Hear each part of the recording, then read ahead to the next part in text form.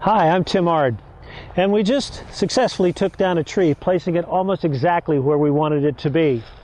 Two things very important when we start to look at taking down a tree. First of all, safety and a good plan. Let's take a look at some of the basics to where you too will be able to successfully take down a tree. True results can be found here at the stump, and the most important is our hinge.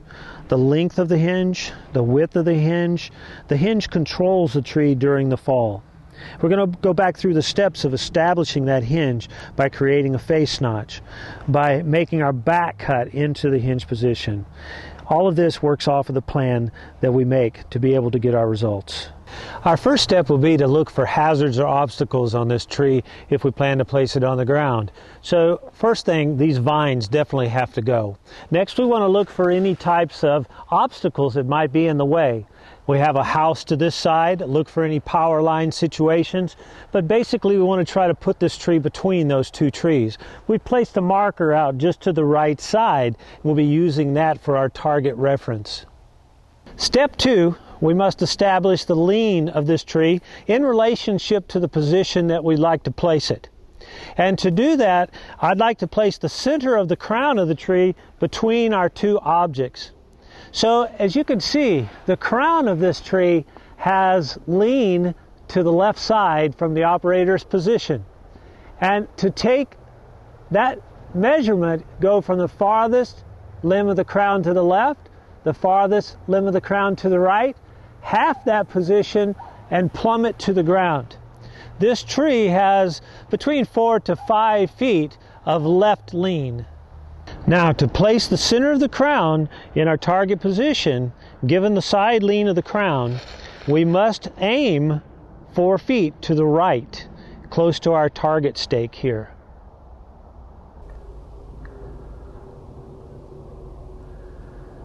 Now, from a position of 90 degrees to the side, we check to see if there is lean in the direction of the target or away. So we do exactly the same thing. We take the farthest limbs back, the farthest limbs forward, half that distance, and plumb line it to the ground. In this case, that line falls behind our hinge area of our tree. And it comes back to about 2.5 feet behind the tree. So that means this tree has back lean. Step 3 now, we need to plan our escape route, our planned retreat path once this tree starts to move. So we want to try to move away on the away from lean side, our good side of the tree, a minimum of 15 feet. And to do that, we must make sure there's no trip hazards and that we have our plans for our steps. So here, out in this direction, 45 degrees would be our planned retreat path. Okay, step 4, we need to take a look at establishing our hinge, and to do that we need to have a face notch in this tree to allow it to work. So we need a notch of 70 degrees open, and it needs to be a length of the notch roughly 80% of the diameter of the tree. So here we have about 100%, and somewhere around through here would be about 80% of that diameter. So we want to make our cut down and our cut up, creating that notch with the two corners approximately this position. Okay, to do our face notch now, we need to make sure that we have a cut coming in from the top and a cut coming in from the bottom to establish at least a 70-degree opening, a minimum of 70 degrees.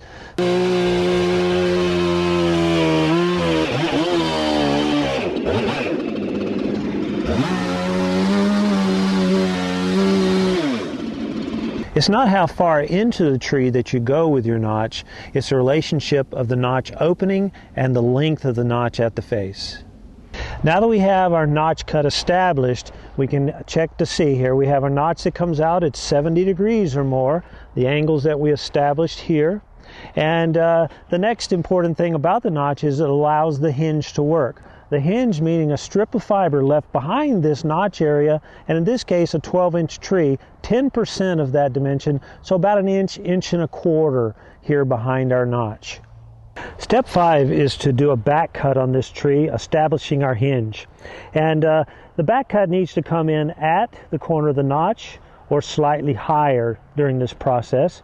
And the information that we took said that this weight of this tree is coming back. So I need to think about, I must establish my back cut with something supporting this tree, either a wedge in the back or a rope pulling the tree.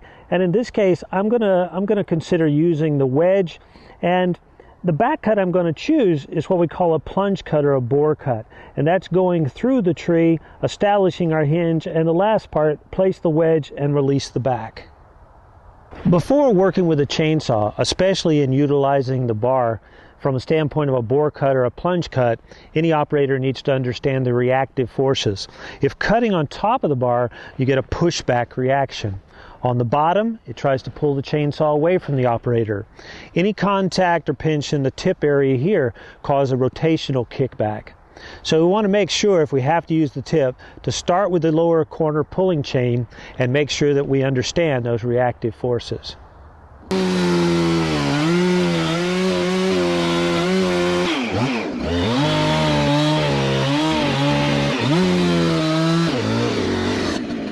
We place the wedge in the back to hold the weight of the tree. Now that we have the wedge in, that'll help to support that tree so it doesn't sit back on my saw. I can clip off just the back of the strap there holding, drive the wedge in, and our tree hopefully is on target.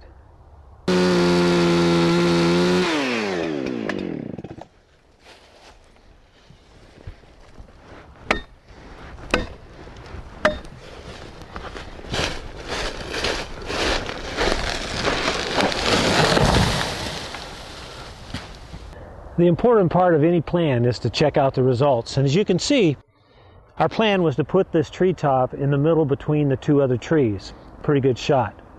We utilized our target, and you can see the offset to be able to do that. But in real results, this is where it all takes place. In our notch, in our hinge, our back cut, release, understanding that we needed lift to take the tree's weight forward of this pivot point of the hinge, and our escape plan to get out of the way while all that was happening. In this recut stump here, we can show a good example of what takes place. And think about if you had a face notch of 45 degrees in the opening. The tree would move about this far, the face notch would close, our hinge would have to give up. With a 70 to 90 degree hinge, that enables this tree to go all the way over and down to the ground before our hinge is stressed. So it enables work just like the hinge on a door. As long as we keep the hinge attached in any cutting condition, whether felling a tree or working up a bucking situation, that enables us to slow down, be able to steer a little bit, and also to even think about giving us more reaction time in certain situations. So make sure that your face notch is open enough to allow that hinge to work the distance that you need for it to go.